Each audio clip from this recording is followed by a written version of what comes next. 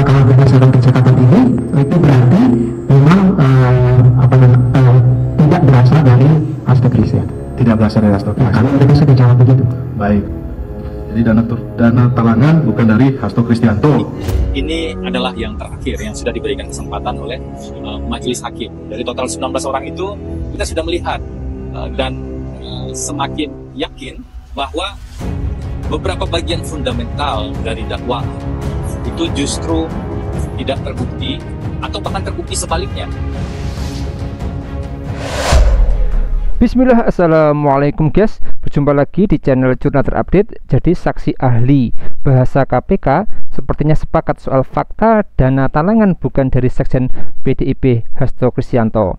Menurut tim hukum Hasto, ada persoalan yang serius dalam pengambilan kesimpulan oleh ahli bahasa KPK guys. Jadi tak perlu berlama-lama, untuk lebih jelasnya langsung saja kita simak bersama-sama video ini guys. Bismillah. Nah, masuk ke Saiful Bahri. Nah, Pak Saiful Bahri bilang dari Hasto Kristianto pada BAP 21 Februari 2020, poin D, bahwa maksud pembicaraan dalam rekaman percakapan tersebut adalah saya menginformasikan kepada istri saya karena saya terlambat pulang ke rumah sehingga istri saya tidak khawatir. Bahwa saya mengatakan aku disuruh nunggu Pak Harun dulu adalah alasan yang saya buat kepada istri saya karena terlambat pulang. Bahwa maksud ucapan dananya ditalangin Mas Hasto akhirnya adalah hanyalah ucapan skenario saya untuk meyakinkan istri saya karena saya pulang terlambat. Bahwa maksud ucapan saya hari Senin biar bayar 1,5 juga itu merupakan skenario saya untuk meyakinkan istri saya karena saya pulang terlambat. Di dalam transkrip persidangan saksi fakta Saiful Bahri ditanyakan oleh rekan saya Pak Magdir Ismail, betul makanya ini saya tanya karena tadi saudara mengatakan bahwa dana talangan itu, kalau saya tidak salah menangkap tadi saudara mengatakan 400 juta itu atau sebagian itu adalah talangan dari Pak Hasto, tetapi ternyata di sini saudara katakan bohong, saudara membohongi istri saudara. Betul seperti itu? Saiful Bahri menjawab, saya jawab. Kemudian Pak Magdir Ismail, ya pertanyaan saya iya atau tidak? Saiful Bahri menjawab iya. Kemudian Pak Magdir Ismail menanyakan, saudara berbohong kepada istri saudara? Betul. Jadi kalau dari percakapan ini apa yang bisa ahli jelaskan bahwa uang tersebut?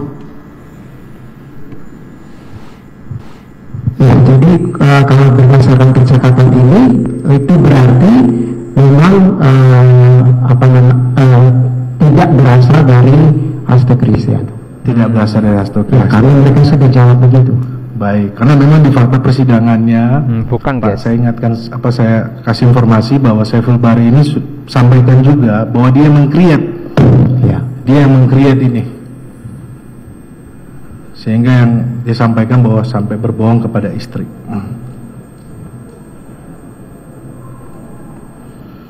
Oke, berarti yang soal kata Bapak sudah klarifikasi, bukan Hasto Kristianto, kemudian dana talangan Berdasarkan ini sekali ya, lagi. ini fakta persidangan Pak. Yang percaya tetap karena sesuai dengan Ya makanya ini kan Bapak sampaikan kan, saya tanya keilmuan Bapak kan, Ya. karena kan Bapak sebagai akademisi tentunya saya menanyakan ini fakta persidangan ini dan Bapak jelaskan. Ya. Nanti kalau masalah itu biar yang mulia hakim yang menilai Pak ya. Ya. Iya. Jadi dana talangan bukan dari Hasto Kristianto. Kemudian oke sip, ini bukan berarti menyetujui. Kemudian dana talangan dijelaskan oleh Saiful Bahri karena membohongi istri. Kemudian kata Bapak dari saksi Nur Hasan dan fakta persidangan, Bapak itu bukan Hasto Kristianto tapi 2 orang badan tegap itu Pak. Ya. Jadi teman-teman semua, ahli yang diperiksa, yang sedang diperiksa dan masih akan dilanjutkan di jam 7 nanti, ini adalah bukti terakhir dari pihak penuntut umum. Kalau dilihat dari saksi sudah 15 orang dan ahli 4 orang. Jadi kalau dilihat dari saksi dan ahli, ini adalah yang terakhir yang sudah diberikan kesempatan oleh majelis hakim. Dari total 19 orang itu kita sudah melihat dan semakin yakin bahwa beberapa bagian fundamental dari dakwaan itu justru tidak terbukti atau bahkan terbukti sebaliknya di proses persidangan ini. Dan fakta-fakta persidangan sampai dengan hari ini sebenarnya hampir semuanya sama dengan fakta persidangan yang sudah putusannya sudah berkekuatan hukum tetap. Jadi tidak ditemukan sebenarnya, misalnya kalau posisi Pak Hasto menyediakan uang atau memberikan uang 400 itu tidak ditemukan sebenarnya. Makanya yang dilakukan adalah upaya untuk menafsirkan menggunakan ahli, seolah-olah kata Bapak itu mengacu pada terdakwa. Jadi upaya menafsirkan karena bukti yang lain tidak ada bukti langsungnya dan tidak ada bukti yang memenuhi syarat sesuai dengan hukum acara kita yang mengatakan bahwa Bapak itu adalah Pak Hasto. Makanya tadi kami buka di PDI Perjuangan sendiri di DPP-nya dari 27 ya, dari 27 pengurus DPP, sebagian besarnya itu adalah bapak-bapak. Jadi banyak sekali bapak di PDI Perjuangan sebenarnya. Apalagi kalau ditafsirkan Nur Hasan seorang security yang harus memanggil bapak. Kemudian tiba-tiba ada lompatan logika seolah-olah bapak itu adalah Pak Hasto, padahal jauh sekali jenjangnya. Kalau kami urai tadi setidaknya ada 6 lapis. Nah semuanya dipanggil bapak. Makanya nggak logis penjelasan atau pendapat dari ahli yang mengatakan ujuk-ujuk bapak itu adalah Pak Hasto. Lalu siapa seharusnya bapak itu? Kita harus melihat apa yang dijelaskan oleh orang yang berkomunikasi. Nah ini sesuai dengan pendapat ahli juga nih sebenarnya.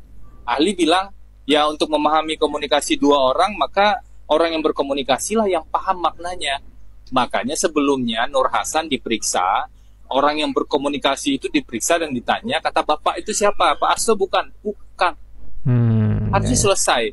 Tidak perlu dipaksakan, dikait-kaitkan dengan berbagai cara, seolah-olah kata bapak itu mengacu pada Pak Hasto.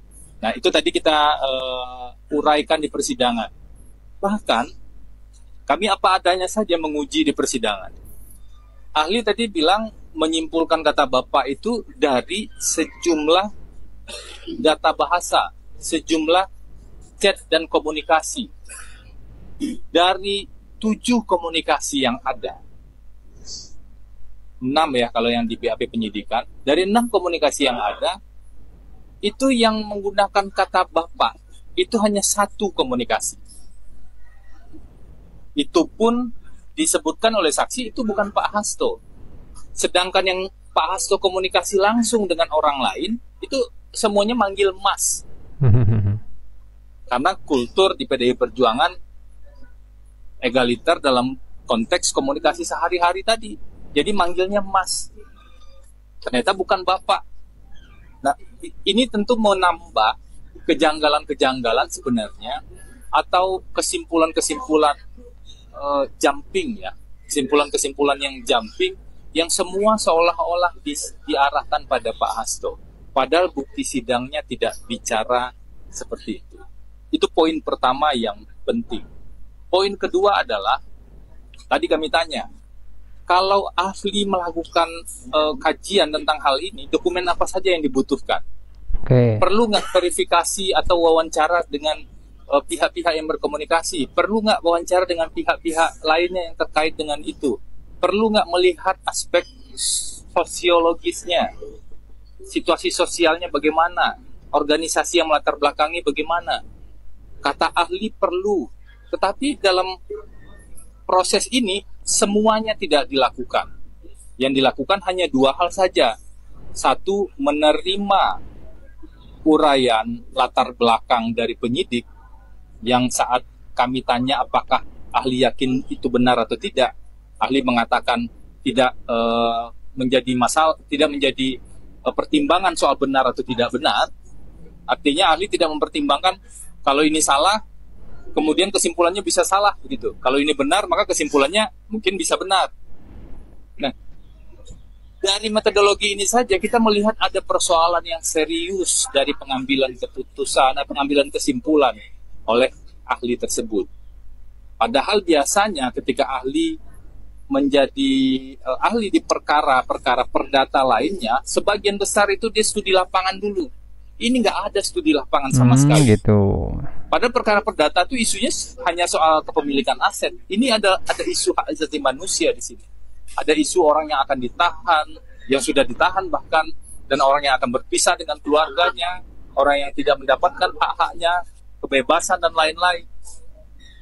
Tetapi standar untuk risetnya sangat rendah, makanya menurut kami ada persoalan yang cukup serius dengan validitas pendapat ahli tersebut. Meskipun demikian, secara profesional, meskipun validitas pendapat ahli itu kita sama-sama saksikan itu tidak cukup valid, meskipun demikian tentu kami secara profesional tetap menghargai kapasitas ahli-ahli yang dihadirkan oleh penuntut umum ini. Karena makanya kita sama-sama bertanya dan menggali lebih jauh. Syukur-syukur bisa membuat terang persoalan. Mungkin 2 poin itu dulu dari saya. Oke guys, jadi kuasa hukum Sekjen PDIP Hasto Kristianto, Ronita Lapesi, menilai keterangan ahli bahasa yang dihadirkan jaksa penuntut umum bersifat asumsi tanpa dasar fakta yang kuat guys. Jaksa KPK diketahui menghadirkan ahli bahasa dari UI, Frans Assisi datang. Menurut Roni, ahli yang dimintai pendapat di muka persidangan seharusnya objektif, netral, dan mengacu pada fakta hukum, bukan sekedar ilustrasi ataupun informasi sepihak yang disodorkan oleh penyidik. Kalau seperti itu bahaya karena bisa mempidanakan orang sembarangan tanpa dasar yang kuat. Roni pun mencontohkan salah satu pendapat Fransisi yang mengabaikan keterangan saksi kunci bernama Nur Hasan yang sebelumnya secara tegas menyatakan bahwa sosok bapak dalam komunikasi dirinya dengan Harun Masiku bukanlah Pak Hasto, tapi ahli tetap bersikukuh hanya berdasarkan ilustrasi penyidik. Ini jelas berbahaya. Roni menilai keterangan saksi dan ahli yang dihadirkan KPK semakin memperlihatkan bahwa kasus Sekjen PDIP terkait dugaan suap dan perintangan penyidikan merupakan pesanan orang-orang tertentu guys. Jadi buat kalian gimana guys soal video ini? Tulis komentar di bawah ini ya guys. Saya izin pamit dulu. Wassalamualaikum warahmatullahi wabarakatuh.